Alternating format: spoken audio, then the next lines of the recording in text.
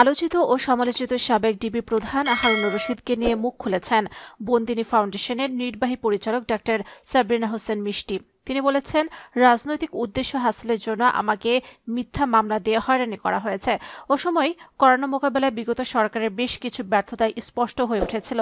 তখন জনসাধারণের ফোকাস সরিয়ে নেওয়ার জন্য বিনা কারণে আমাকে মিথ্যা মামলায় ফাঁসানোর পুরো কাজটি করেছেন সাবেক ডিবি প্রধান হারুন। শনিবার সকালে নারায়ণগঞ্জের সোনারগাঁয়ে একটি ফ্রি মেডিকেল ক্যাম্পে অংশগ্রহণ শেষে সাংবাদিকদের প্রশ্নের জবাবে তিনি এসব কথা বলেন।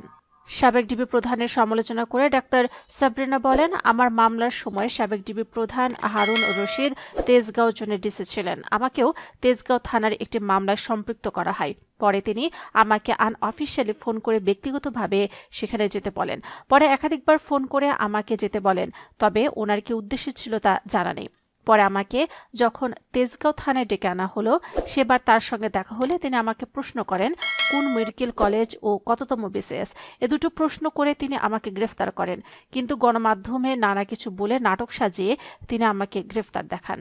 বন্দিনী ফাউন্ডেশনের নির্বাহী পরিচালক বলেন, বিগত আওয়ামী লীগ সরকার আমলে তৎকালীন ডিবি প্রধান হারুন পরিকল্পনা অনুযায়ী নাটক সাজাতে ও নাটক পছন্দ করতেন। সেটা সরকারের কোনো পদক্ষেপ বাস্তবায়ন কিংবা তার নিজের কোনো ব্যক্তিগত ইস্যুতে হোক না কেন। আমার ক্ষেত্র পুরোটা এমনই হয়েছে।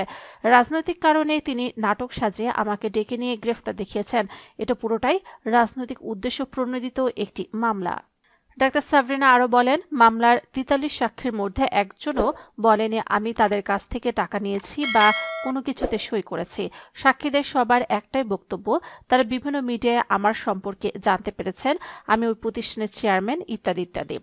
আর তৎকালীন সময় মিডিয়াতে সেটাই দেখানো হয়েছে যে সাবেক ডিবি প্রধান হারুন চেয়েছেন।